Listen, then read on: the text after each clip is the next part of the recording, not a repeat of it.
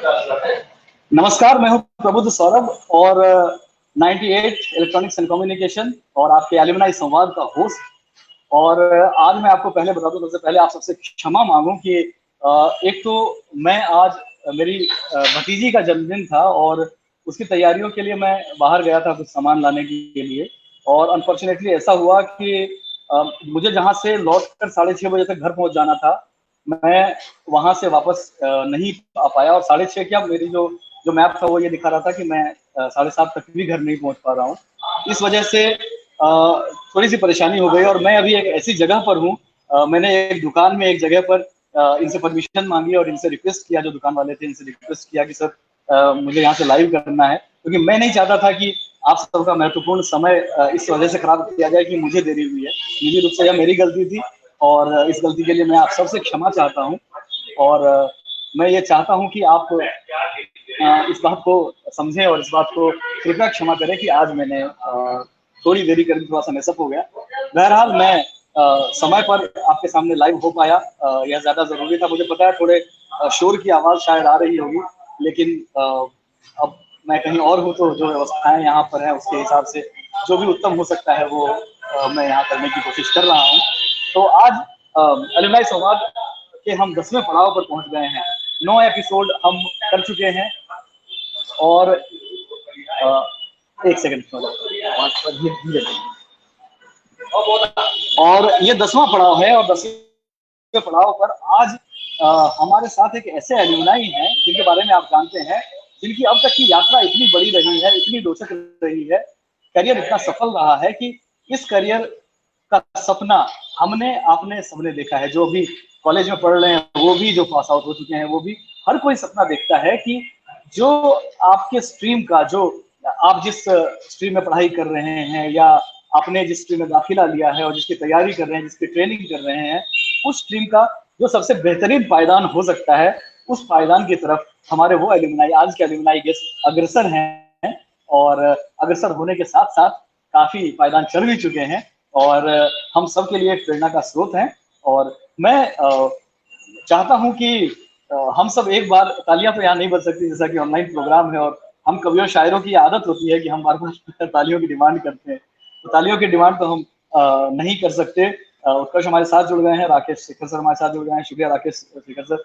तो अब मैं चाहता हूं कि हमारे गेस्ट एल्यूमनाई जो 1995 बैच कंप्यूटर साइंस इंजीनियरिंग से जिन्होंने पास आउट किया, 1995 बैच के हमारे सीनियर हैं, जो कैंपस एक्टिविटीज में बहुत एक्टिव रहते थे और हमेशा से कॉलेज के सबसे जाने पहचाने चेहरों में से एक हुआ करते थे। एक क्या जाने, सबसे जाने पहचाने चेहरा ही हुआ करते थे। बहरहाल उसके बाद कॉलेज से निकलने के बाद उन्होंने एक बहुत ही बड़ी यात्रा, बहुत ही महत्वपूर्ण यात्रा तय की है सफलता की तरफ, जिसमें कि लंदन स्कूल ऑफ इकोनॉमिक्स भी आया है, जिसमें कि इंडियन इंस्टीट्यूट ऑफ मैनेजमेंट भी आया है, जिसमें कि ऐसे ऐसे पायदान आए हैं, जैसा कि मैंने कहा, जिनका हम सपना देखते हैं, जिनका हम और आप सब लोग सपना देखते हैं। तो आइए, मैं चाहता हूं कि हम सब स्वागत करें मनीष प्रसाद सर का, जो हमारे साथ जुड़ने वाले हैं और जो हमें बताने वाले हैं कि उन्होंने अपने करियर को कैसे आगे बढ़ाया और करियर ने उनके साथ क्या किया, उन्होंने करियर के साथ क्या किया और सफलता को वो किस तरह से देखते हैं। तो मनीष सर, आपका बहुत बहुत स्वागत है एलुमनाई संवाद के इस एडिशन में। Hey Saurav, thank you so much for having me, Saurav. And first, I mean, आप जो difficulties लेके ये सेशन कर रहे हैं, इसके लिए बहुत बहुत धन्यवाद. And my humble apology that आपको इस बीच में करना पड़ेगा. So I'm really kind of little sorry for that, but I'm glad that we are going ahead with the plan. So मैं आपसे क्षमा चाहता हूँ, सभी देखने वालों से क्षमा चाहता हूँ, क्योंकि मुझे पता है कि यह प्रायोरिटी का कार्यक्रम है, लेकिन अगर मुझे अंदाजा होता कि इतना लेट हो जाएगा, समय बारिश हो गई और बारिश होते ही ट्रैफिक जो है वो 1 घंटा लेट शो करने लगा, तो बहुत ही अजीब सिचुएशन हो गई। तो मुझे लगा कि मुझे रास्ते में रुक के पहले ये सेशन कर लेना चाहिए, उसके बाद मुझे घर की तरफ जाना चाहिए। जी सर, आपका स्वागत है दोबारा जी। कोई परेशानी नहीं है सौरभ। और बिफोर हम लोग इसको स्टार्ट करें सौरभ, मैं एक बात कहना चाहता हूँ जी। स्पेशली आप सौरभ, आप ये काम कर रहे हैं और राकेश, विजय,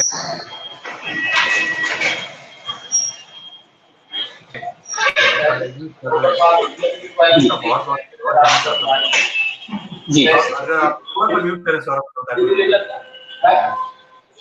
बैकग्राउंड परफेक्ट ओके राइट तो मैं ये कह रहा था सौरभ कि जो आप लोग ये काम कर रहे हैं ये बहुत ही कमेंडेबल है और आप लोग सभी एक कॉर्पोरेट लाइफ में है आप लोग का फुल टाइम एक जॉब है और उसके बाद भी आप लोग इस एलुमनी के लिए इतना समय निकालते हैं दैट्स रियली कमेंडेबल और ये जो पैशन आप लोगों ने एक ड्राइव आप लोग लेके चल रहे हैं इतने सालों से continuously to inspire many people so for that my hearty congratulations और अगर मेरा ये थोड़ा सा समय अगर इस ऑब्जेक्टिव को मीट करता है तो उसके लिए मैं अपने आप को बहुत भाग्यशाली समझूंगा और सौरभ मैं आपकी तरह हिंदी नहीं बोल सकता you are a great scholar I will say आपके पोएम्स आपकी कविता तो मैं कोशिश करूंगा कि एक सरल भाषा एक सरल संवाद के तहत अपने विचारों को व्यक्त कर सकूं so please pardon my language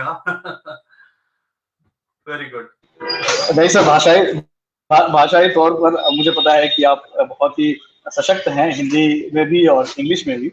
बहरहाल देखिए, जब आपका नाम अनाउंस हुआ आपके इस एपिसोड का और ये हुआ कि अगले एपिसोड में आप आने वाले हैं, उस समय हमारे पैनल पे शैलेश थे 99 बैच के, तो वो एकदम उछलकर तालियां बजाने लगे। तो वो चूंकि ऑन स्क्रीन प्रेजेंट थे तो उन्होंने तालियां बजाई। लेकिन मुझे ये पता है कि आपके इस एपिसोड का बहुत लोग बेसब्री से इंतजार कर रहे थे। मुझे पास कई बैचमेट्स के फोन आए, कई जूनियर्स के मैसेजेस आए, फोन आए। सब लोग they were seriously looking forward to your episode. उसका रीजन आप भी समझते हैं कि सफलता हर कोई अर्जित करना चाहता है और सफलता के लिए हमेशा लोग चाहते हैं कि हमें कोई ऐसा आइकॉन दिखे, हमें कोई ऐसा व्यक्ति दिखे, ऐसा व्यक्तित्व दिखे कि मुझे उसके जैसा होना है। तो आपके जैसा होना बहुत लोग चाहते हैं और इसलिए हम लगातार चाह रहे थे कि आप हमारे अलुमनाई संवाद के इस एपिसोड में किसी एपिसोड में आए और आप आए, इसके लिए आपका शुक्रिया। देखिए, बहुत सारे लोग हमारे साथ जुड़ गए हैं। राकेश शेखर सर हमारे साथ हैं, उत्कर्ष हमारे साथ हैं, मनीष कुमार थैंक यू लिख रहे हैं, अमृतांशु सिन्हा लिख रहे हैं, मनीष भैया कॉलेज डेज याद आ गया, आबिद हुसैन हमारे साथ हैं, रंजीत कुमार, आनंद राज, विवेक झा हमारे साथ हैं हमारे बैच के, राहुल रंजन हमारे साथ हैं। हेलो मनीष भाई, hope all good my brother. देखिए, सब लोग आपके जो मित्र हैं और आपके चाहने वाले हैं, सब लोग लगातार इससे जुड़े हुए हैं कार्यक्रम से। तो सर, आपकी जो ये यात्रा है, हम लोग मैं इसको दो फेजेस इसके चाहूंगा। एक तो आरपीएसआईटी से पहले, प्री आरपीएसआईटी, बिफोर आरपीएसआईटी, और आरपीएसआईटी के बाद की यात्रा। ये दोनों पर अभी मैं चाहता हूं कि हम बात शुरू करें और इसके बाद हम आरपीएसआईटी की यात्रा के बीच की यात्रा की बात बाद में करेंगे। सबसे पहले हम ये करें कि आरपीएसआईटी तक पहुंचने का कैसे पहुंचे, क्या सफर रहा, क्या कहानी रही, और आरपीएसआईटी के बाद का जो आपका ग्लोरियस करियर है जिसको देखकर हम सब तरसते हैं कि हम वैसे हों, उस जर्नी के बारे में थोड़ा सा सुनना चाहेंगे। Sure Saurabh, I mean I am happy कि मैं अपने एक्सपीरियंस को आप लोग के सामने शेयर कर सकूं और मेरा ऑब्जेक्टिव ये है कि अगर if it inspire even 10% of the people I will be very lucky, so the objective will be met. So आपका जो पहला क्वेश्चन है कि कैसा रहा सफर आरपीएस ज्वाइन करने का और विद इन आरपीएस, हमारे लिए सौरभ तो वो तो पीआईटी है, that is Patna institute of technology, और आज भी हमारे जहन में पीआईटी ही रहता है, even though now we have transform to RPS IT, right. But जहां तक ज्वाइनिंग की बात है सौरभ, मुझे लगता है कि स्पेशली 95 बैच में जहां मेरे सारे फ्रेंड्स सारे लोग सबका एक ही कॉमन ऑब्जेक्टिव था एक्चुअली, क्योंकि हम लोग सब एक एस्पायरिंग इंजीनियर बनना चाहते थे and we wanted to study from the STEAM colleges and that ecosystem, और somehow PIT उस समय एक बहुत ही easy access हमें मिला, right? I mean we got a very easy access of to choose the preferred branch what we want and course opportunity जहाँ हमारा घर के पास, तो वो सारी बातें एक easy access के तहत हमें मिली। और जब हम लोग ज्वाइन किए थे that was a very uncertain phase to be honest, सो उस फेज में नहीं जाते हैं, बट जब हम लोग ने ज्वाइन किया तो मैं कहता हूं कि the first year was just like a party, क्योंकि हम लोग जस्ट कॉलेज से, आई मीन स्कूल से 12th करके निकले थे and it was a very young group and first year हमारा बिल्कुल एक फन था, क्लासेस होते थे, क्रिकेट एकेडमी थी, कैंटीन. सो एक नए नए कॉलेज में जो होता है, that all excitement was there. और कुछ जी हमें जी उतना guidance, you can call it, वो गाइडेंस नहीं था. It was all about fun. और पहला साल मतलब बिल्कुल एक जी फन की तरह था. और then suddenly all of a sudden हमारा फर्स्ट ईयर का एग्जामिनेशन आ गया. Okay. And to be honest, none of us were prepared. हमें कुछ डायरेक्शन नहीं था, हमें कुछ पता नहीं था. And I still remember center was AN College Boring Road. Okay, that was the toughest center ever. और मेरा ये अनुमान है कि that was the biggest debacle, blood bath आप जो कहते हैं. Because फर्स्ट ईयर का एग्जामिनेशन was a surprise. ऐसा नहीं कि हमारे बैचमेट्स पढ़ने में अच्छे नहीं थे, but it was more of preparation, right? हमें वो मौका नहीं मिला. और बहुत ही हैंडफुल लोग थे हम लोग जो मतलब फर्स्ट ईयर डिस्टिंक्शन से पास आउट हुए. और बहुत सारे मेरे साथी उस समय वो पीछे रह गए. But later on everyone catch up. But that was the eye opener for all of us actually.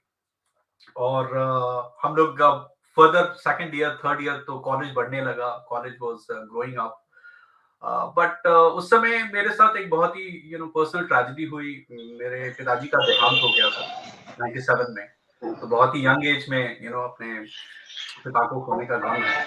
और that was the kind of a turning point in my personal life कि जो मैं एक happy go lucky kind of a बंदा था. मैंने अपने responsibilities को बिकॉज मेरे बड़े भैया थे and he was taking care of my education and everything. So a sense of responsibility was there. और उसके बाद मेरा जो फोकस था पढ़ाई के लिए या फिर कमिटमेंट था, तो वो एक काफी कांस्टेंट एक मेरा एक इंक्लिनेशन आ गया. और थर्ड ईयर में थे तब हमारे कॉलेज में army was the first time they came to our college. Okay. So as part of जी यूनिवर्सिटी होती है. तो एक कैंपस. कर्नल थे वो आए और हमारे कॉलेज में हमारे बैच में अराउंड 50 लोगों पे उन्होंने इंटरव्यू लिया. और 2 महीने के बाद मुझे एक कॉल आउट आया कि I need to appear for SSB. So that was the first interview you can call it. I cleared with that army colonel. और मैं पहली बार फिर 11th एसएसबी इलाहाबाद देने के लिए गया. And that was the first time I managed to clear SSB with the full SSB plus medical. तो वो मेरे लिए बहुत ही मतलब एक्साइटिंग सा पीरियड था. बिकॉज थर्ड ईयर में आप हैं और आपके पास एक गस्टेड रैंक की जॉब अगर आपको मिलती है in the Indian army IMA as a lieutenant in signal corps computer science.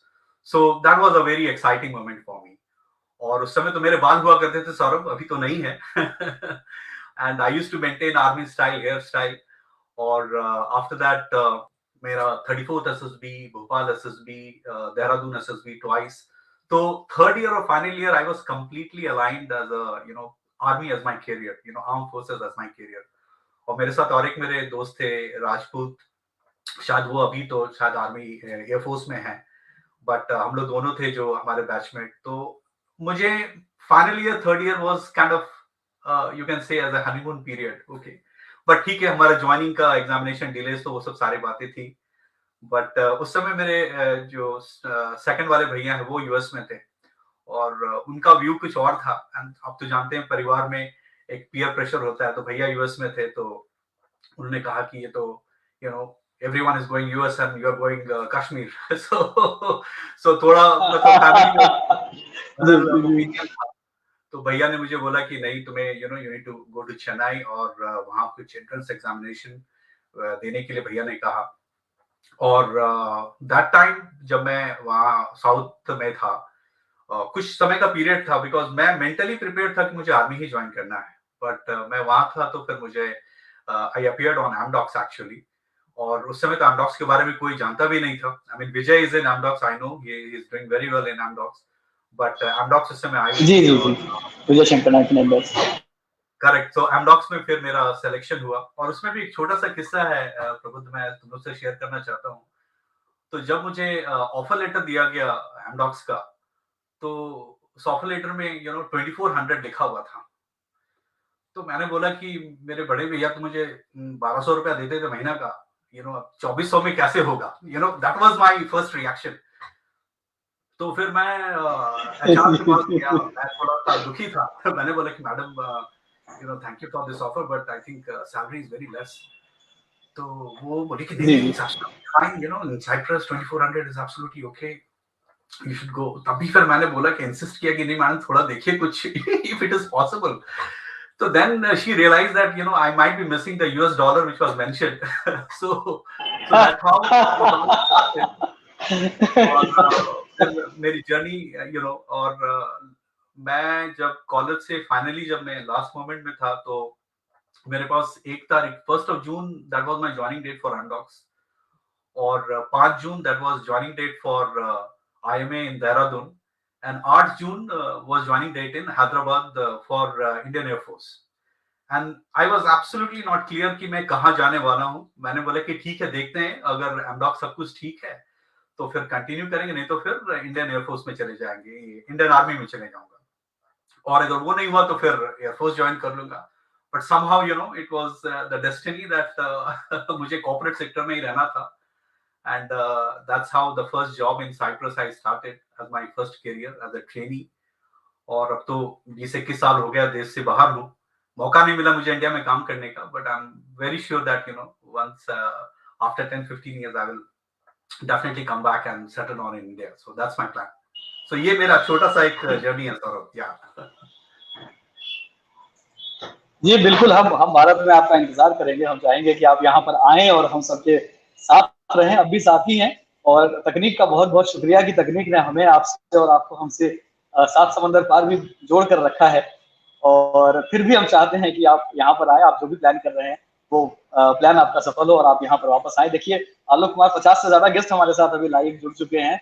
Sanjay Sharma very ji good. Sir 97 batch हमारे साथ हैं, संदीप कुमार हमारे साथ है, तनवीर अरबाब, विजय शंकर, मनीष कुमार, शेखर सुमन मेहता लगातार हमारे साथ होते हैं, मोहम्मद माजिद, ये तमाम लोग हमारे साथ जुड़े हुए हैं। तो से हेलो सर आपने एवरीवन। जैसा कहा कि आपके पास है, आपने जैसे कहा कि आपके पास कई तरह के ऑप्शंस थे। इसमें एमडॉक्स में सब कुछ ठीक रहा तो ठीक है, अदरवाइज आर्मी ज्वाइन कर लूंगा, अदरवाइज एयरफोर्स ज्वाइन कर लूंगा। इसी तरह जब आप इस एक बार इस फील्ड में चले चले गए होंगे कंप्यूटर साइंस की दुनिया में, और ये जो आईटी का वर्ल्ड है इसमें जब आप चले गए होंगे तो कई लोग, हमारे कई सीनियर्स हैं या हमारे कई जूनियर्स भी हैं जो अभी आईटी सेक्टर में काम कर रहे हैं, जो नेसेंट पीरियड में हैं, 1 साल 2 साल 3 साल 4 साल, ऐसे जो लोग हैं। तो जब सामने कई सारे ऑप्शंस हों तो किस तरह से क्लासिफिकेशन हम कैसे कर सकते हैं कंपनीज का कि हमें क्या चाहिए? तो क्या सोच कर ये क्लासिफिकेशन होता है, और क्या आईटी कंपनी में जाने का, आगे बढ़ने का मतलब यही होता है कि कोई भी कंपनी हमें ज्यादा सैलरी दे रही है तो उधर चले जाए, या क्या क्राइटेरिया होना चाहिए इसको सिलेक्ट करने का कि मुझे किस तरह की कंपनी में या किस कंपनी में मेरी चॉइस होनी चाहिए, मुझे जाना चाहिए? इसका क्या क्राइटेरिया आपने तय रखा हुआ है अपने जीवन में? Okay, very nice question actually Saurabh. I think ये बहुत ही रेलिवेंट होगा, so that I can bring a perspective. See देखिए, जहां तक क्लासिफिकेशन ऑफ कंपनी की बात है, मेरा let's take a step back, okay, and let's understand, because जहां तक आप कंपनी की सिलेक्शन करते हैं, इट्स वेरी इंपॉर्टेंट कि आप इंडस्ट्री को किस पहलू से देखते हैं, that's very very important. Because आज से मेरा जो 20 साल का करियर रहा है, मैंने भी इंडस्ट्री को काफी क्लोजली चेंज होते देखा है, हमारे आईटी इंडस्ट्री को चेंज होते देखा है, and same it get cascaded to all other industry also. So मैं इसको 2 पार्ट में आपको समझाने की कोशिश करता हूँ Saurabh.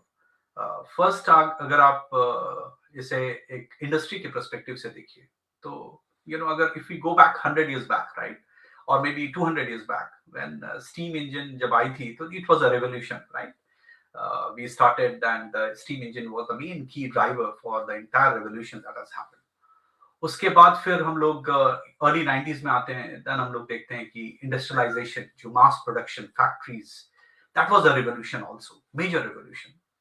And within 60s and 70s, then we saw that entry of computers coming in, electronics coming in, and the entire electronic revolution or computer revolution की अगर आप बात करते हैं, and the world which we are living in now, currently, and that's called the information revolution. Many industry call it as industry 4.0, but it's actually a core information revolution की बात है, or this will be the key foundation how the employment and job will be there for the next 3 to 5 to 10 years onwards. सो अगर इसको हम unbundle करते हैं, what is industry 4.0? सो सौरभ, अगर आप देखें जब हम लोग कॉलेज में थे, फॉर ईच एंड एवरीथिंग हमें अगर किसी भी बिजनेसेस के साथ या इंस्टीट्यूट के साथ अगर काम करना है, तो मुझे उनके ब्रिक एंड मोटर ऑफिसेज में जाने की जरूरत होती थी, राइट? चाहे आप बैंकिंग की बात करें, चाहे आप शॉपिंग की बात करें, जी किसी भी इसके लिए हमें उनके पास जाना होता था। However, now if you look at, everything has changed, right? Everything has digitized. You can very well access anything from anywhere using any devices, right? आज आप मोबाइल में बैठ के सारे काम कर लेते हैं, आप कंप्यूटर में बैठ के सारे काम कर लेते हैं।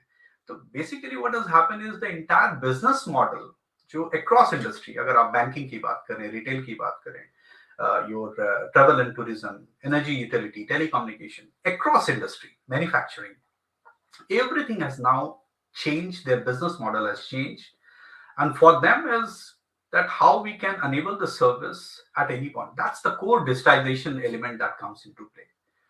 और उस digitization के लिए आपके respective technologies हैं, solutions हैं, you get into the portal, you can get in the mobile application. There's a lot of things, right? Now after the digitization, other dimension जो है सौरभ, is ये digitization is creating abundance of data, okay? Or to analyze the data, to understand the ji data, ji it's very important that you have underlying technologies of data also. So अगर आप अमित की बात करें, he is in BI, right? He was talking about तो business intelligence में है, and same वो data has formulated a strategy for your analytics, advanced analytics likewise. So ये एक separate dimension आता है. तो आप digitize आपने किया, then you are talking about the data element. उसके बाद कंपनीज क्या कहती हैं कि आपने तो डेटा एनालाइज किया, but I want all the process to be automated, right? So and not only automated, to make it intelligent also. So then your artificial intelligence, machine learning, NLP, those things comes into play. और जो last dimension Saurabh है, that जो traditional अगर आप देखते हैं data centre infrastructure, now they are saying that okay you put everything on cloud. Basically आप AWS की बात करें या Azure की बात करें या गूगल की बात जी करें. तो इन जनरल अभी क्या हो रहा है, हमारी industry 4.0 is driving in 4 dimension. एक आपका डिजिटाइजेशन, दूसरा आपका data, third is your automation, and fourth is your cloud. And this is the classification by which you need to select the company where you want to work. Primarily अगर मैं आपको digitisation की बात करता हूं, there are multiple companies, they are operating in that area. In data side, there are specific skill set, competency. Within, agar aap automation mein jaye, to there are multiple companies who are specializing in that area. Similarly, cloud, all those 4 biggies are there. So इस basis में आप, it's very important कि आपके इस 4 dimension में आपकी career path कहाँ है. And when I look at the youngster now, especially the students who are in third year and final year, or the people who are in the early stage, it is a boom for them because the market is changing, industries are changing. अगर आप मुझे बात करें, after 20-22 years to reskill myself in digital skill, मेरे लिए हो सकता है थोड़ा difficult होगा. But जो youngsters हैं, उनके लिए aligning to this 4 different stream which I talk about, right? Which is digital, data, automation, and cloud. If they take one specific stream, that is going to, completely define. Second part में आपका ये जवाब देता हूं सौरभ कि अगर आप हमारे आईटी इंडस्ट्री को देखो, मैं फोकस आईटी इंडस्ट्री पे करता हूं because that's my expertise. Government के लिए तो बहुत सारे हमारे फ्रेंड हैं जो कोर हैं, वो लोग तो मैं उन लोग के लिए छोड़ देता हूं. बट अगर आप इंडिया में बात करते हैं in general Indian IT sectors में, so you have top brands, right? You talk about Tata, you talk about Wipro, you talk about Infosys, you talk about, there are Tech Mahindra as another, right? So there are a sort of companies, they are very matured in their processes. 30 साल का experience है, 40 साल का experience है लोगों का. So that is one area that you can very well think of. अगर आप, you are aligned to the MNCs, especially like Accenture of the world, or IBM of the world, or CTS of the world. MNC's got a different set of culture. They have a little high pressure, high standards of the quality, but they are equally good. So agar aap early stage mein, I must recommend that you should work in those companies so that you can upskill yourself, right? And the third dimension, which is also important, you can look into the technology part of the companies, right? You can look into the Microsoft of the world or Amazon of the world, right? Cisco, Adobe, there are multiple. And fourth dimension, now there are a lot of product companies are coming in India, especially SaaS, like you can get into Salesforce, ServiceNow, Workday.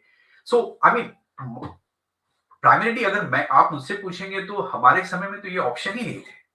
ना ही हमारी visibility थी, ना ही हमें awareness था।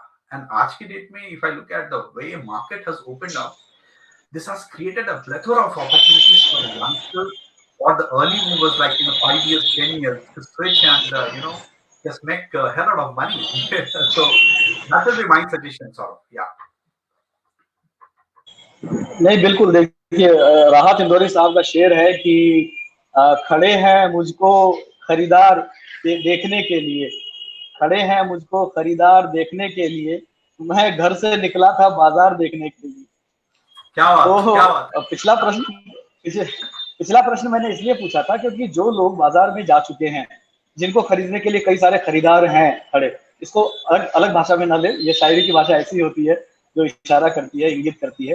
तो कई खरीदार हैं जिनमें से कोई एक खरीदार आप चुनते हैं। ये प्रश्न मैंने इसलिए उठाया क्योंकि आमतौर पर अब तक हमने इस प्लेटफॉर्म पर आरकेएसआईटी अलुमनाई एसोसिएशन के अलुमनाई संवाद में हमने जो बात की थी वो इस डायमेंशन पे होता था कि जो पास आउट हो रहे हैं, अभी जो बाहर आ रहे हैं, उनके लिए क्या सलाह है, उनको क्या सोचना चाहिए, क्या देखना चाहिए। लेकिन मुझे लगा कि जब एक 20-21 साल के एक्सपीरियंस अलुमनाई हमारे साथ है, जिन्होंने आईटी सेक्टर की पूरी दुनिया देखी है, आईटी वर्ल्ड की, तो उनसे हमें जरूर यह पूछना चाहिए कि जो लोग ऑलरेडी मार्केट में हैं उनके लिए चॉइसेस किस तरह से मिलते हैं और उन्हें कैसे सिलेक्ट करना चाहिए। देखिए, कई सारे रिएक्शंस आ रहे हैं। अब मेरे सवाल की भी तारीफ आ रही है, very relevant question, Alok Singh कह रहे हैं, उत्कर्ष लिख रहे हैं, गुड क्वेश्चन, राजीव उपाध्याय हमारे साथ हैं, दिलीप कुमार, परिमल कुमार पूछ रहे हैं, संभवतः आपके मित्र हैं, लिख रहे हैं हरमू कब आना है। तारिक सिराज हमारे साथ हैं, आलोक सिंह, शांतनु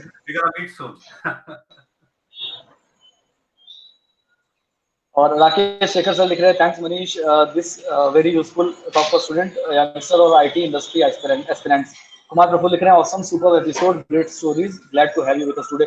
जी बिल्कुल, एक इतने एक्सपीरियंस वाले व्यक्ति का होना बहुत बड़ी बात है। तो सर, अब हम दूसरे तरफ की बात करते हैं।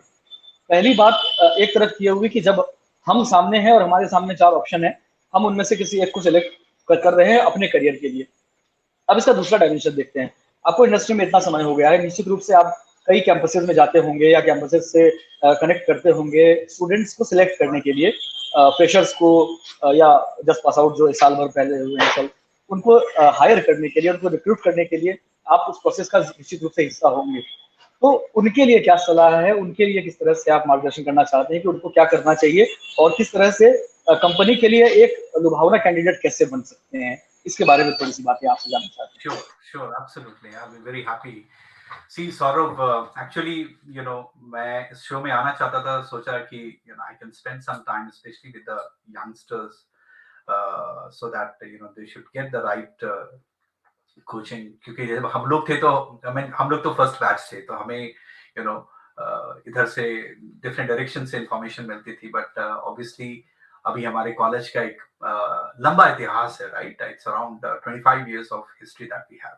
सी, फर्स्ट एंड फॉरमोस्ट मैं मेरा पहला जो सजेशन है, स्पेशली यंगस्टर्स जो थर्ड ईयर में है, जो फाइनल ईयर में है, first of all you have to come out of that kind of mental barrier कि आप PIT या CIT से पढ़ रहे हैं। That mental block will kind of obstruct you, that will limit your potential।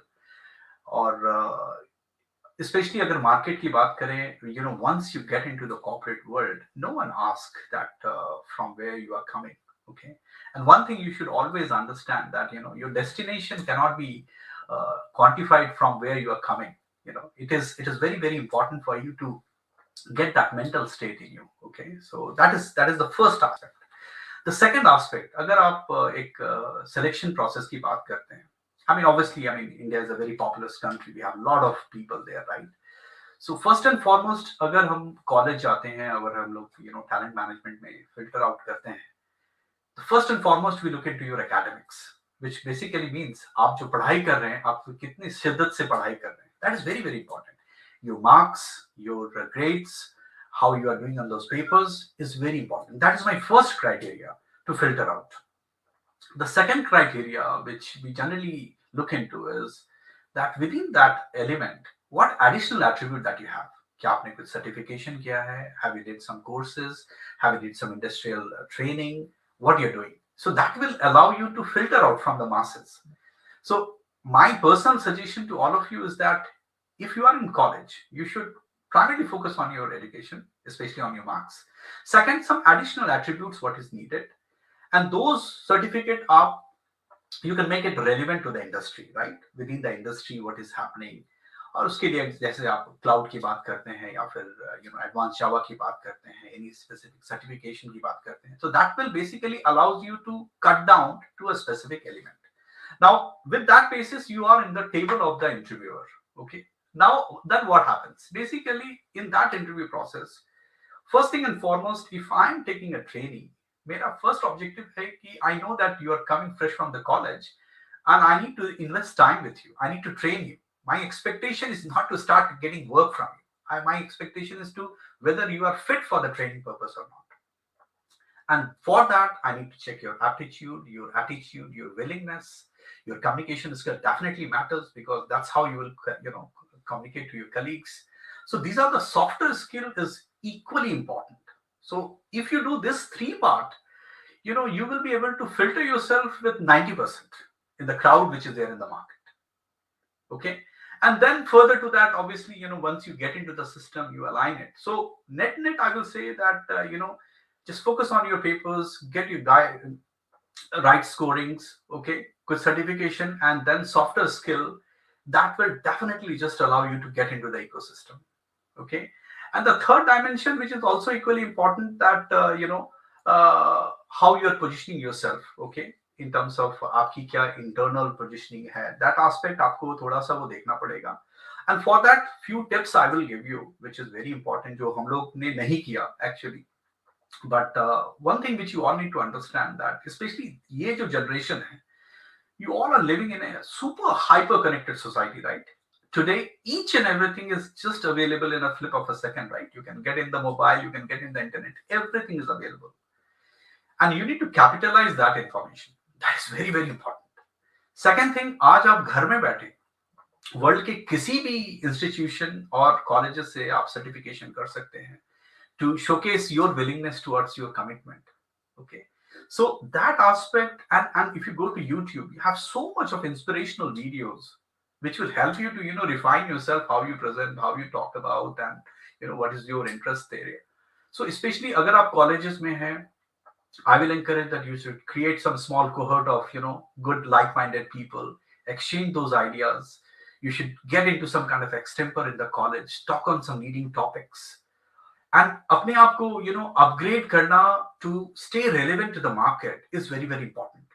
और especially, हम लोग अगर अपने ecosystem में देखते हैं, तो we are thankful to our parents that they dedicatedly ask you to study, right? आपका एक ही काम है कि आपको पढ़ाई करना है.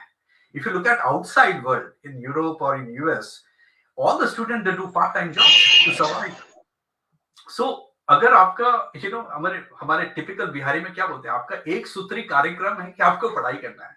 So just focus on that aspect and align yourself. And I'm telling you the way we are looking at. I'll give you another data point which is very important. Indian IT industry currently is 180 billion industry. In the next 3 to 5 years, we are expecting this industry to be 300 billion. So you just imagine the amount of opportunity which is going to come into all of you. So if you just align these two aspects, especially the youngsters, और प्रबुद्ध मैं तुम्हें बताता हूँ, I am now astonished. Covid के बाद अभी जो इंडियन मार्केट की हालत है, I am seeing people with 3 years experience demanding 20 lakhs, 25 lakhs, and they are getting. And the guys are joining in 3 months, leaving, quitting for another 30 lakhs package. So this is the industry that is currently happening. So I really want to motivate all of you that, if you fit yourself in the 4 dimension, get the basic of your academics, view some certification and software skill, my friend, you don't need to worry of job. The companies will be after you to तुम्हारी जो शायरी है, that will exactly fit well, Saurabh. That's my strong suggestion to all of the people listening today. Yeah. देखिए, communication skill की आपने बात की. मैं हमेशा कम्युनिकेशन स्किल की जब भी बात शुरू करता हूँ तो एक शेर मुझे याद आता है वसीम बरेलवी साहब का. और कम्युनिकेशन स्किल चाहे वो टेक्निकल हो, प्रोफेशनल हो या पर्सनल जिंदगी में हो, एक शेर है जो हमेशा आपके काम आएगा. इस शेर को याद कर लीजिए और इस शेर की आत्मा में उतर जाइए या इस शेर को अपनी आत्मा में उतार लीजिए. तो निश्चित रूप से आप एक सफल कम्युनिकेटर होंगे, और अगर आप सफल कम्युनिकेटर होंगे तो आप जीवन में सफल होंगे। शेर ऐसे है कि कौन सी बात कहाँ कैसे कही जाती है, कौन सी बात कहाँ कैसे कही जाती है, ये सलीका हो तो हर बात सुनी जाती है।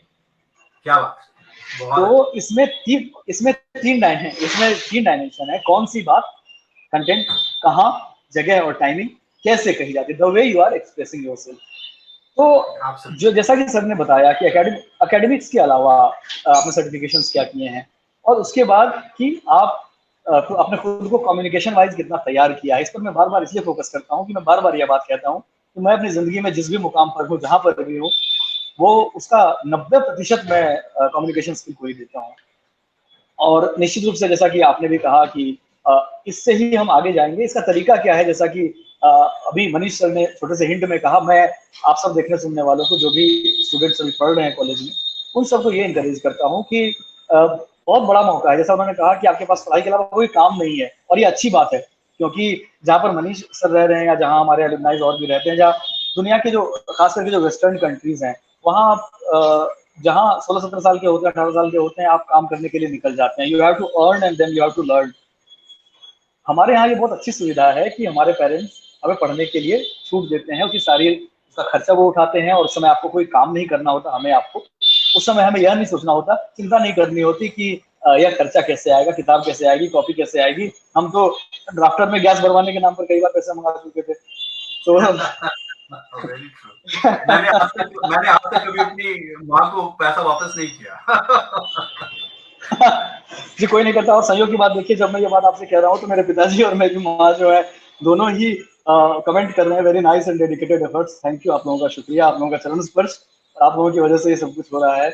उत्कर्ष लिख रहे हैं, वाह ग्रेट। अमित कुमार लिख रहे हैं, inestimable advice, thank you Manish sir for sharing this across, I'm sure it will reach out the right audience। हाँ, बस राइट ऑडियंस तक ही पहुंचना है।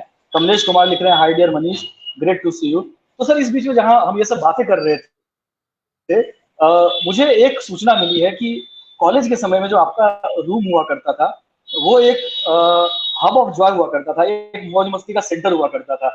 तो मैं चाहता हूँ कि आप उन दिनों के बारे में कुछ बताएं कि आपके आपके रूम को लेकर सबकी इतनी श्रद्धा क्यों थी, सब लोग क्यों चाहते थे कि मनीष के रूम पर चल रहे, वहां मस्ती होगी, ऐसा क्या रहा कारण, और कैसे आप लोगों ने एंजॉय किया उसको? Sure sure sure. एक्चुअली देखो सौरभ, मेरा जो रूम था दैट वाज इन जगदेव पथ। ओके। और एक्चुअली वो मेरे बड़े भाई साहब मेरे जो थे, भैया का वो ऑफिस था। Okay, so he got an apartment और it was a working office. तो भैया का तो ट्रैवल रहता था, वो आना जाना, मतलब झारखंड बिहार वो सारा ट्रैवल करते थे। और मेरे रूम में मैं और मेरा brother in law Saurabh Saurabh is in Wipro now, he is in Poland. तुम्हारे बैच का सौरभ कुमार, राइट? सो हम लोग दोनों थे। और मेरे गांव से, मेरी मम्मी के गांव से बोलोगे तो रामू जी करके मेरे बहुत सारे फ्रेंड जानते हैं। रामू तो उनका निधन हो गया, बेचारे नहीं रहे, but so Ramu he used to take care कि हमारे साथ खाना पीना। तो अगर किसी बैचलर के घर में आपको एक एक खाने का एक शेफ हो प्लस सारे सुविधा हो, तो then it become a kind of by default choice, right? और मेरे स्पेशली अगर मैं अपना मेरा सर्कल बताऊं, तो मैंने कभी भी अपने सर्कल को 95 बैच में रेस्ट्रिक्ट नहीं किया। मेरे सर्कल अगर आप देखोगे तो I have same relationship with 96 batch, very closely 96 batch, 97 batch also very close relationship. और 98 वो सौरभ के कुछ फ्रेंड्स, ओम प्रकाश और मैं कुछ नाम भूल जा रहा हूँ, बट काफी लोग थे जो हमारे फ्लैट में आते थे। It used to be always a party centre, ताकि जहाँ खाना और सब कुछ हो सके। और मोस्ट ऑफ द टाइम हमारे घर में Subhash from 96, so he used to come. और सुभाष जहाँ होंगे वहाँ गाना अगर नहीं हो तो it can not be possible, right? So हम लोग काफी काफी मस्ती करते थे, काफी हमारा फन होता था। और वो जगदेवपथ मेन सेंटर में था, तो it always used to be very influential. So I had a great time in my flat. मुझे लगता है बहुत सारे बैच, जितने भी 4-5 बैच के लोग थे, वन वे अदर सारे सारे लोग ही हमारे फ्लैट में आया करते थे। तो it is a great fun यार, it's a nice memory to recall actually. या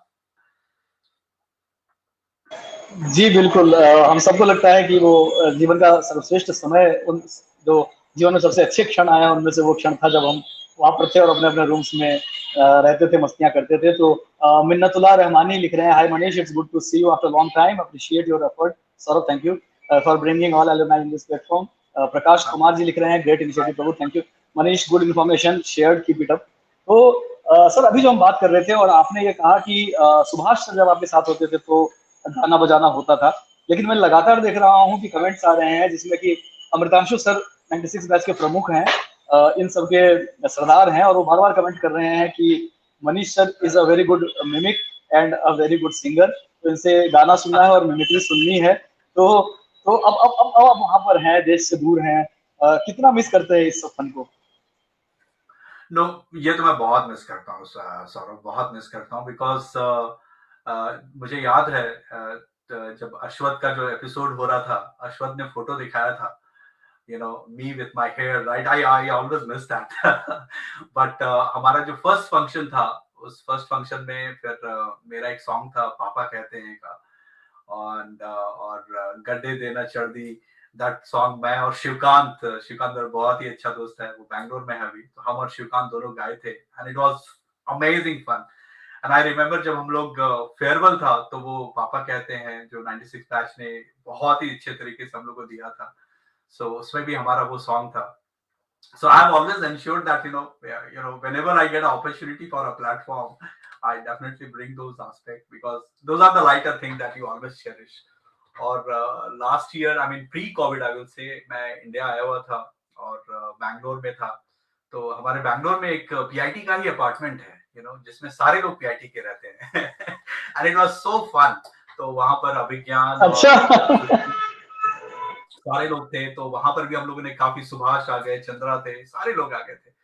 तो उस अपार्टमेंट में ही हमारे नहीं भी तो अराउंड 10 प्लस हमारे मेरे बैचमेट्स हैं। तो मेरा तो दिली ख्वाहिश है कि whenever I will come back, I will take a apartment वहां, मोनू का एक सेपरेट अपार्टमेंट है, मैं वही ले लूंगा। तो उससे अच्छा और कुछ नहीं हो सकता, to be with the friends. तो वहां पर भी हम लोगों ने काफी मस्ती की है, फन की है, तो obviously those part is always you miss sort of, बहुत ही अच्छे मेमोरीज है वो सब। जी जी बिल्कुल बिल्कुल बिल्कुल। और अभी देखिए, अभी सोचते हैं तो वो समय हमें सपने जैसा लगता है, एक अच्छा सपना था जो बीत गया। और जब उस समय हमें लगता था कि अब जो हम जीवन जी रहे हैं, ये उस समय सपने जैसा था कि हम अच्छी नौकरियां करेंगे, हम अच्छे जगह पे वेल प्लेस होंगे, हम अपने पैसे कमाएंगे, अपने पैसे अपने हिसाब से खर्च कर पाएंगे, हम दुनिया भर में होंगे, देश में होंगे, विदेश में होंगे। तो एक minute, sure sure, I know sorry, there is a lot of. Ambulance जा रहा, एम्बुलेंस जा रहा, जी एम्बुलेंस जा रहा था। तो सपने देखना जीवन में कितना महत्व रखता है, ये प्रश्न मैं इसलिए पूछ रहा हूँ क्योंकि अ, जैसा आपने वो कहा, पापा कहते हैं, अगेन वो भी सपने का गाना है। तो सपने देखना कितना महत्वपूर्ण है, आपने कितने सपने देखे, और इसका एक पार्ट और है कि आप अपने सपनों में अब तक कितने प्रतिशत आप पा चुके हैं। श्योर, देखो सौरभ, मैं इसे दो पहलू से इसे सारे लोगों के साथ शेयर करना चाहता हूँ। पहला मेरा यह है कि you know if you don't dream, there is nothing that you are aspiring for, right? You have to have a dream which you want to achieve in your life, और उस ड्रीम के लिए you need to have the right passion, and with that passion you need to have the right perseverance, you need to have the right hard working.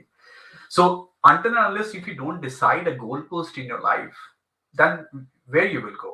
It's very important that you need to have a goalpost in your life, that okay, this is what I am chasing. और अगर आप मेरा career graph देखेंगे ना Saurabh, you will always see that every 3 years I have been doing something different. And the reason is it is all about aspiring for the best. That's how you will actually get the motivation to do something else. You will become complacent, you will just get into the status quo and you will not change anything. So uh, when मेरा I think around 5 to 6 years experience था, somehow उस समय मुझे sales काफी fascinate करता था, and I was always looking after ki that's something that I should definitely look for my core career. But obviously, there is a delivery which is important. You should know the subject what you're going to sell, else you cannot sell anything. So अगर आप मेरे career को देखेंगे तो there is a two part of it. The first 10 years is the very delivery centric experience, and the next 10 years is the completely sales, starting from 2011 onwards. और sales की तैयारी actually when I was in delivery, I started in 2006 and 7. I used to be proactively participating in those tender, helping them on those RFPs, doing some solutioning part of it. And it was all extra, you can say extra mile that along with your delivery commitment, because अगर आप on site में रहते हैं, मेरे बहुत सारे friends जानते हैं, you have a lot of obligation towards your customer to ensure the delivery and everything. But after office, I used to contribute in those to learn that. So that was all because I wanted to be in the sales part of it. और मैं आपको ये भी बताता हूँ 2008 में I was a permanent resident of UK because मेरा काफी लंबा समय था UK का. But I was not happy at all with my what I have achieved, and I could have very well settled down. मैं बस सकता था वहाँ पर because PR के बाद generally लोग they tend to do that. But professionally, I was not happy. I said that this is not gonna be possible because I want to do sales. और उस समय फिर मुझे South East Asia in Malaysia I got a role for a regional role to look after वो जो factor होता है कि ये दिल मांगे मोर, मतलब अभी नहीं हुआ, अभी और चाहिए, वो उबाल जो है अंदर में, दिल मांगे मोर अगर आप उसे डिफाइन करें, या फिर you should not settle for less, right? It's very important. You should never settle for less. और तब फिर मैं 2011 I moved to Southeast Asia. I was based out of Kuala Lumpur and I was looking after 5 countries. फिर उसके बाद भी मुझे लगा कि this is all done, what next? तो फिर मैं इंडोनेशिया मूव किया. I was there for 3 years doing direct selling, setting up the entire country operation, and then I said that okay fine, this is all done, now it's time to come back to Europe. तो फिर 2017 में I came back to Europe. So the moral of the story is you have to have a dream. Or until you don't fulfill that, you have to keep moving. And agar main dekhu Saurabh, now I'm 43. Still I have next 10 to 15 years of my career, and I'm definitely looking forward for some more challenges to come. And आप लोग का आशीर्वाद रहे और wishes रहे, definitely I don't want to settle now, right? So it's so my message to all the people, even though agar aap 10 years experience category mein hai ya 5 years experience category mein hai, never settle down, and you have to think big. You have to think big. Otherwise, you will never be able to achieve what your potential is. So that's how I see Saurabh. That's my humble submission to you. Yeah.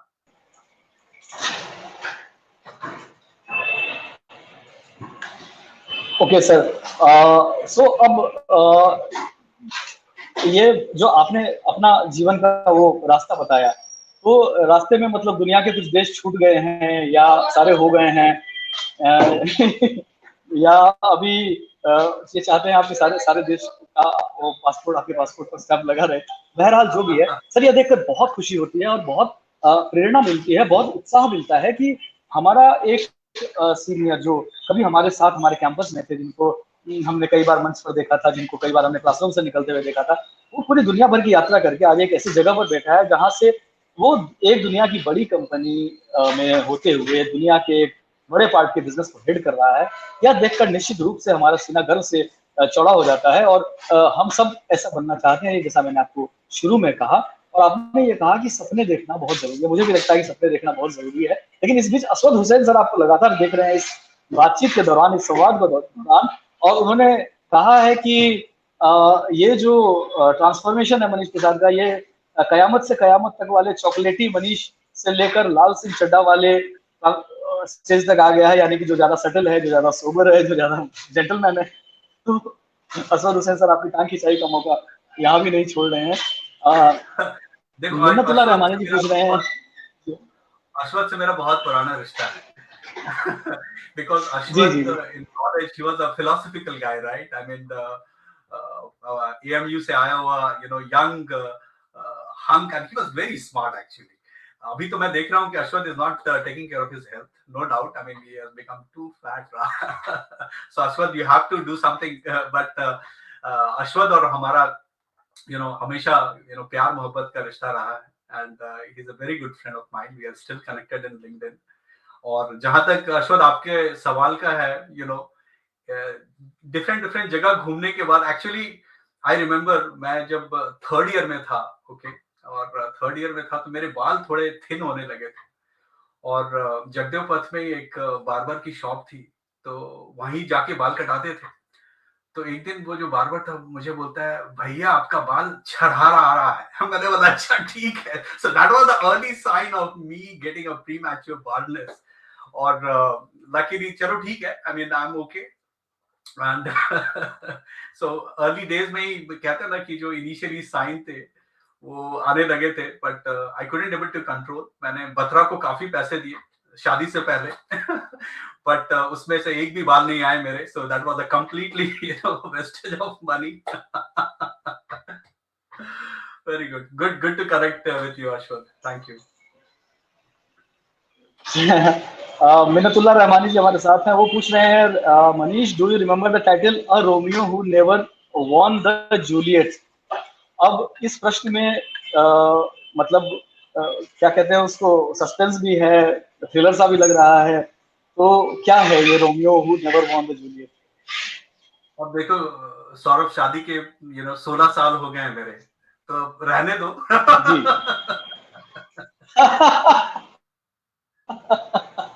I'm a ji very ji ji, happy जैसे husband and जैसे ये happy Lal Krishna father, लिख रहे हैं, मुझे हाय कहना मनीष, ही very क्या nice to see you.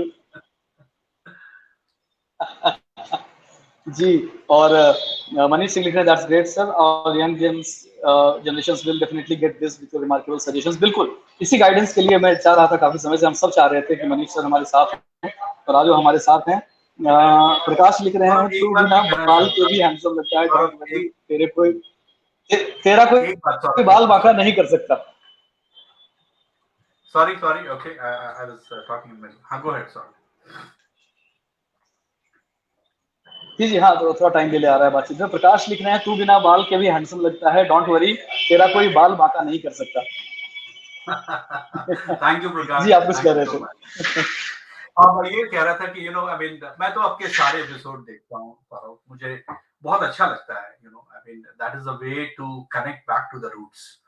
और अगर आप लोग को याद होगा, हमारे मित्र धीरज जब फर्स्ट एपिसोड में आए थे, तो धीरज ने बहुत अच्छी बात कही थी कि never hide your identity, you know and it is very important. People like us, हम लोग कॉलेज से निकलने के बाद अपने मुकाम के तरफ still we are progressing, right? We still have to achieve many things, but fine, we have did a decent journey, I will say.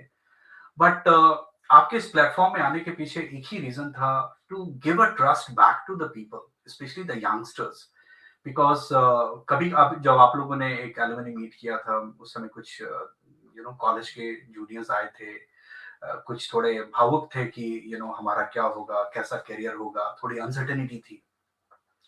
सो आपके इस एपिसोड के माध्यम से मैं एक्चुअली ये मैसेज देना चाहता हूँ कि ये uncertainty, it's a mental block actually, and it is very important for all of you first to have a believe.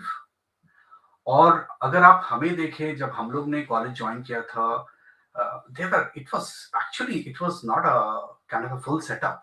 We took a major risk. All of us, all the 95 batch took a major risk.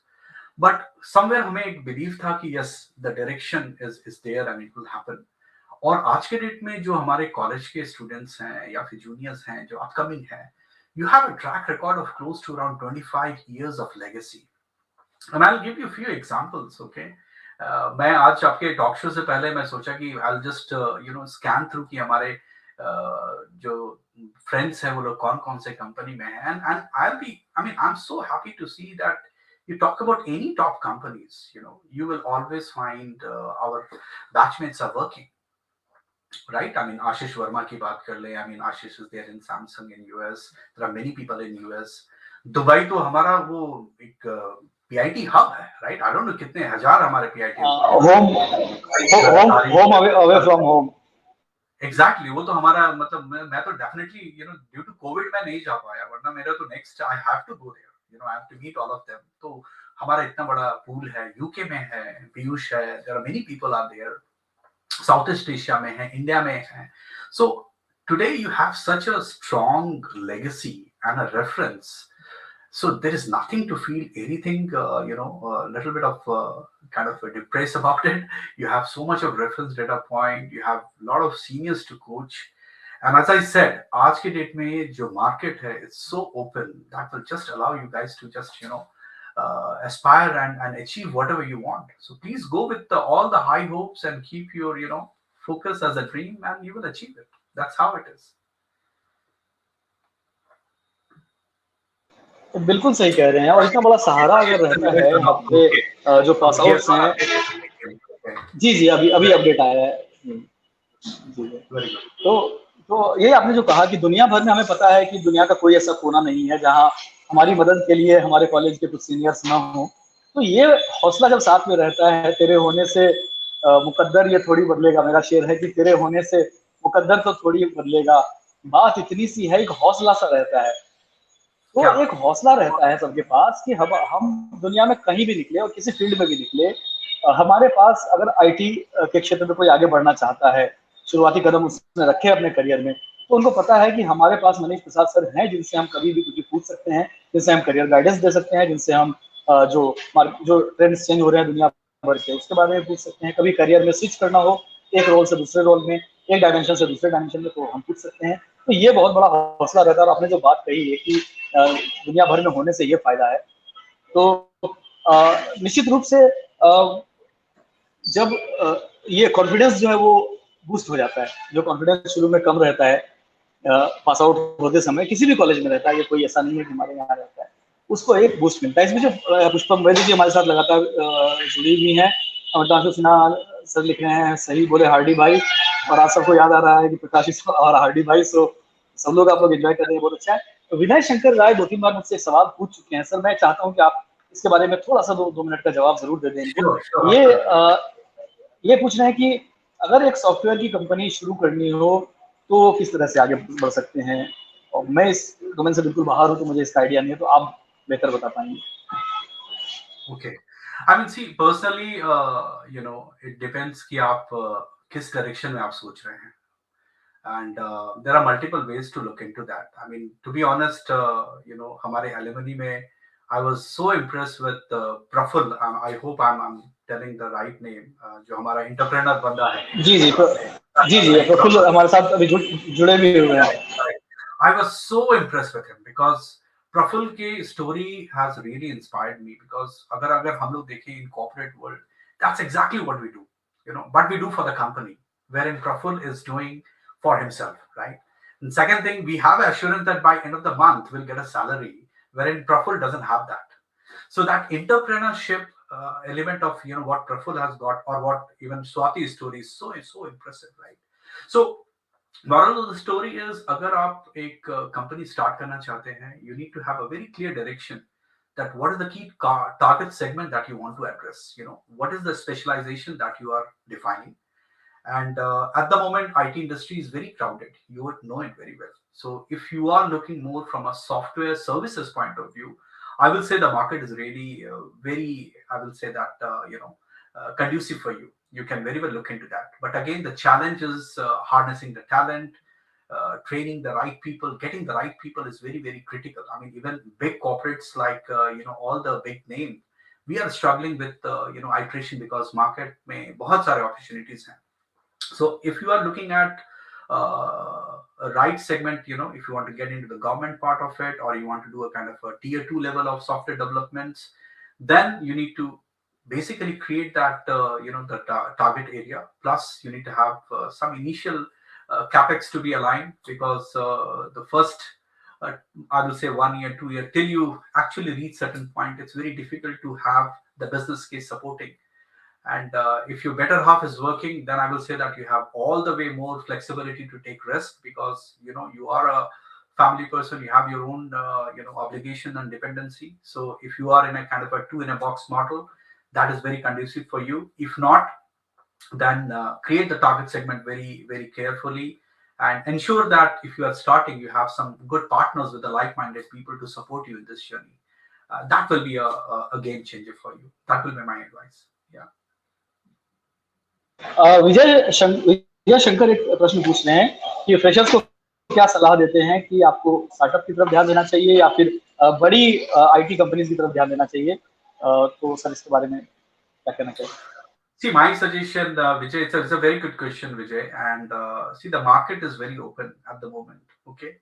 But the only thing which I will say for a fresher to go with a startup, it opens your horizon, right? It gives you a lot of flexibility, and generally, startup is give you that one man can do multiple things. So that is one dimension to look into that as a positive side of it. And there are a lot of flourishing startup which will give you leading technologies doing multiple roles. You will not be confined within the processes which generally happens in the big companies. However, I personally feel कि अगर आप first 3 years if you get into big corporate houses, understand the processes, understand the nuances of working in the corporate culture, then you move back to the startup, you will contribute more because you are still coming out of the college, you are still in the process of learning. So big institution like TCS or Infosys or HCL, Tech Mahindra, Accenture, these companies will give you the right foundation, and the first 3 to 5 years is a foundation building. And after that, you are ready to go with an open mind, take risk, get into the startup, start diversification of your portfolio. But the first 5 years, from my perspective, is very very critical to know the nitty gritties, Vijay. So I'll leave it in that way. देखिए sir, हम 1 घंटे का समय सीमा जो है हमारी वो cross कर चुके हैं, लेकिन हम चाहते हैं कि आप 5 मिनट हमारे साथ और जुड़े रहें, क्योंकि प्रश्न लगातार आ रहे हैं, लोग आपके आने की प्रतीक्षा कर रहे थे और आते ही सब लोग We'll run short of हमारे topics नहीं होंगे, but I'm just enjoying it. It's kind of meeting everyone. So ji ji ji, I'm absolutely काफी चीजें बाकी हैं अभी जी। Thank you. Rakesh Shekhar sir पूछ रहे हैं कि आरपीएसआईटी एल्यूमनाई एसोसिएशन के लिए क्या सलाह देते हैं, आगे इसको किस तरह से बढ़ाना चाहिए, और आपको अब तक की चीजें कैसी लगी और आगे किस तरह से इसको बढ़ा सकते हैं? Okay. So राकेश भाई, my humble suggestion पहला तो ये है कि the initiative जो आप लोग कर रहे हैं, Rakesh, I mean, hats off to you personally, from my heart.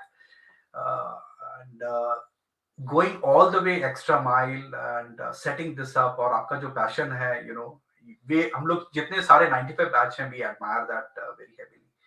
और हम लोग अपनी हमेशा कोशिश करते हैं कि in one way or other we should support you to achieve the broader goal that you have, right? But मेरा एक बहुत ही नम्र निवेदन है सभी से, because अगर आप देखें तो we all started with a very humble background.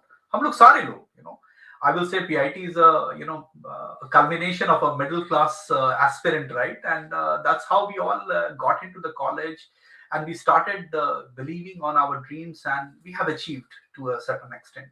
So ये जो हमारा dream है, इसे हमें more cultivate करना है. And people like Rakesh or Prabodh or Vijay, Amritanshu, we have to give our own helping hand, because it's our identity. It's kind of, कि अगर मैं रांची से belong करता हूँ, I cannot shy away to say that, Ranchi is not my hometown, right? So उसी तरह हमारा PIT and this alumni is our identity. And I will encourage all of you to come and participate and be part of this journey. और इसमें certain there are multiple छोटे मोटे काम रहते हैं. Now we are getting into the digital. We are now in LinkedIn, we are in Facebook, we are in YouTube. So whatever the helping hand which can be given, और इसमें college के जितने जो हमारे youngsters हैं, they should actively get participated, because the amount of knowledge and experience which is there, they will get really benefited with that. So my humble request is more participation, okay, more active engagement, more dialogues, and we should I think some constraint is because of the COVID, we all know it. Otherwise मुझे तो लगता है जिस तरह से हम लोग जा रहे थे अभी तक के हमारा 5-6 alumni meet, physical in person meet अभी तक हो चुका होता. So I'm definitely looking after that, looking forward कि once this COVID is all is done, I will definitely come for the Bangalore meet, or अगर पटना में होगा I will definitely come. Dubai is due for me. I need to meet all my friends there. So I encourage all of you to be more active and be more vocal.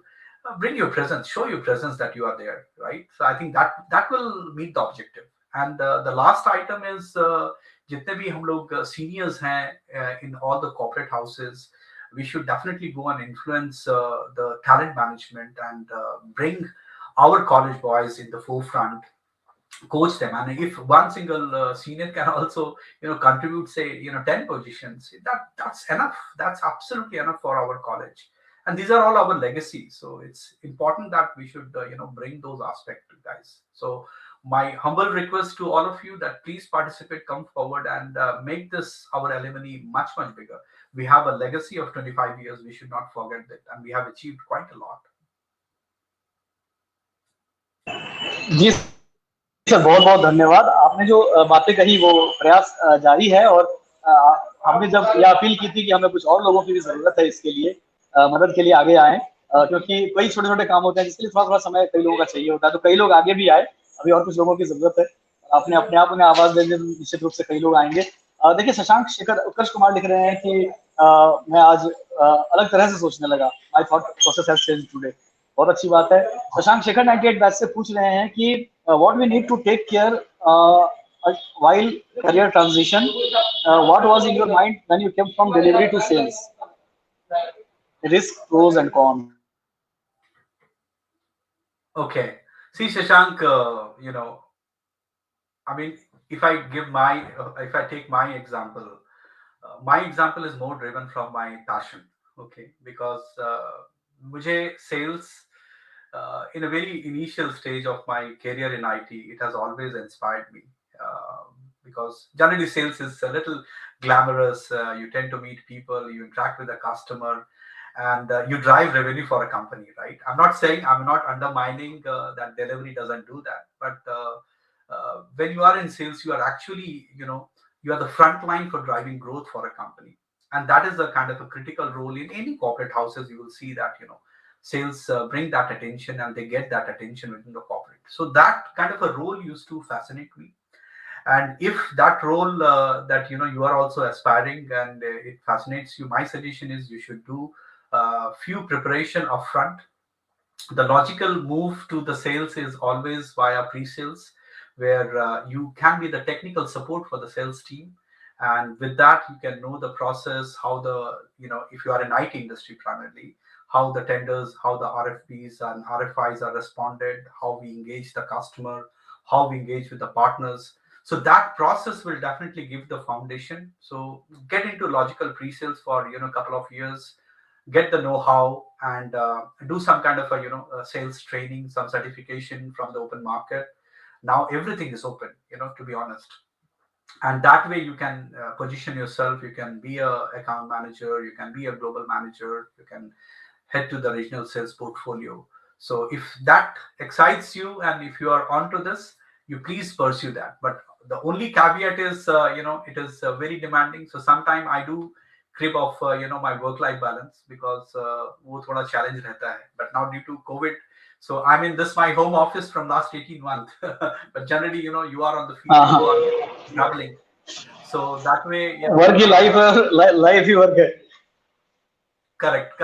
But again, I mean, I will say that it's worth doing it, because you get a different sense of satisfaction when you add revenue to your company, right? So I mean, that's exactly what gives me the excitement and the motivation when you get up in the morning. So if that is your dream, please pursue that. बस ये एक आखिरी प्रश्न, समय काफी आगे बढ़ा चुके हैं हम। मैं सेशन के शुरुआत से ये प्रश्न पूछना चाह रहा हूँ, लेकिन आज देखने वालों ने इतने प्रश्न पूछे कि वो प्रश्न कहीं रह गया। मैं आपके पीछे देख पा रहा हूँ कि बुद्ध भी हैं और ज्ञान का भंडार भी है, कई किताबें हैं। तो क्या पढ़ते हैं आमतौर पर, क्या पढ़ना पसंद करते हैं, कौन से बुक से इंस्पायर हुए हैं और आजकल क्या पढ़ रहे हैं, इसके बारे में 2 मिनट की चर्चा आपसे सुनना चाहेंगे। Sure. Okay. Yeah. See, Saurabh, actually, when I was in college, तो कॉलेज में तो हम लोग केवल अपने सिलेबस ही पढ़ते थे, राइट? और मेरा inclination towards reading, you can call it as last 10 years. Okay. And there are a couple of things which kind of help me, because of client facing role में रहते हैं, तो you have to have those depth in your conversation, otherwise you'll sound very shallow, right? So few things which I can recommend, जो मुझे हमेशा excite करता है, Tools of Titan, right? You guys know that, and whoever in the corporate industry, this is the Bible, right? And there are more than 50 different storyline for all the global leaders. So this is something I must recommend that people who are in the initial 5 years, 10 years must do that. Or Stephen Covey, it's a very known face. I'm pretty sure many of our batchmates and the juniors must be reading. So, 7 Habits for the Effective People. You should definitely read that. I must recommend. That's very, very important. What else I can tell you? Hungry People, better results, right? This is a very interesting book by Deepak Malhotra. He's an Indian writer, and you must read that. This will give you the motivation. Agar aap, at the 10 years or 12 years of your career, you're getting into complacent mode. When you read this, I'm pretty sure you'll come up with some, good charge. And Rashmi Banshal, this is a very interesting book. Actually, मुझे पता नहीं था, मैंने Delhi airport से इसे खरीदा था. Stay hungry, stay foolish. And जब मैं ये book पढ़ा, and when I met Praful, I was really kind of impressed because that will tell you your entrepreneurial challenges and how you should keep yourself motivated. So likewise, बहुत सारे हैं, Saurav. There are some, you should read about Alibaba. That's a very good story. Steve Jobs is a very good story. And अगर आप मेरे पास कुछ HBRs के हैं, वो मेरे management के books हैं, तो I definitely keep a reference of all the HBR manuals. वो हमेशा use में आता है. But just for benefit of others, Rashmi Banshal, you can, I must recommend. Deepak Malhotra की ये book है. Stephen Covey, you should definitely read. It's good. And if you are a entrepreneur, if you are in corporate, if you are not reading this book, then you're missing a lot. So you must read this. So that's, or actually, I have inspired my little one. So I have 2 daughters. My elder one is 13 and the younger one is 8. And I have created a bit of a motivation on my younger one. So she's in great reading now. So she's keep on asking, buying new books. So that's how it is going, Saurav. Yeah, thanks for recalling that. Okay, मुझे नहीं पता था कि आप अच्छा वो inspire हो रहे हैं.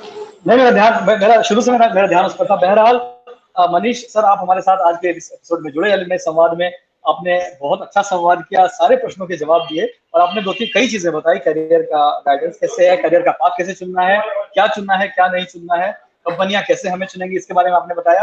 आपने एक बहुत अच्छी जानकारी दी कि पोस्ट कोविड आईटी सेक्टर को में भी जरूरत है और वैकेंसीज भी हैं और अच्छी वैकेंसीज हैं और जो लोग एस्पायर करते हैं उनके लिए कोई परेशानी की बात नहीं है. बस वही है कि अपनी तैयारी पूरी रखिएगा, होगा हर हादसा जो होना है. तो बहुत बहुत शुक्रिया सर. हमारे अगले एपिसोड में जो 11वां एपिसोड होगा हमारा, यानी अगले शनिवार को 28 अगस्त को, उसमें हमारे साथ होंगे मनीष सिंह, 2000 बैच के मैकेनिकल इंजीनियरिंग से. उन्होंने अपनी यात्रा आरपीएस आईटी से शुरू करने के बाद इंजीनियरिंग सर्विसेज की तैयारी की. उसके बाद उन्होंने दामोदर वैली कॉर्पोरेशन में काम किया कुछ समय के लिए. यह कहते हुए मेरे चेहरे पर स्माइल इसलिए है क्योंकि मेरे बाबूजी दामोदर वैली कॉर्पोरेशन में ही काम करते थे. वहां से टीचर हुए, फिर प्रिंसिपल होकर रिटायर हुए. तो दामोदर वैली कॉर्पोरेशन में उन्होंने काम किया और उसके बाद ओएनजीसी में पिछले 11 साल से बने हुए हैं. लगातार सफलता की सीढ़ी चल रहे हैं और वर्तमान में सुपरिटेंडेंट इंजीनियर है मुंबई में ओएनजीसी में. तो उनसे मिलेंगे अगले हफ्ते 28 तारीख को शनिवार को शाम 7:30 बजे इसी समय. मैं एक बार फिर से मनीष सर आपसे और सभी देखने वालों से एलुमनाई एसोसिएशन क्षमा चाहता हूं कि मैं समय पर घर नहीं पहुंच पाया, स्टूडियो नहीं पहुंच पाया और रास्ते में मुझे मदद लेनी पड़ी.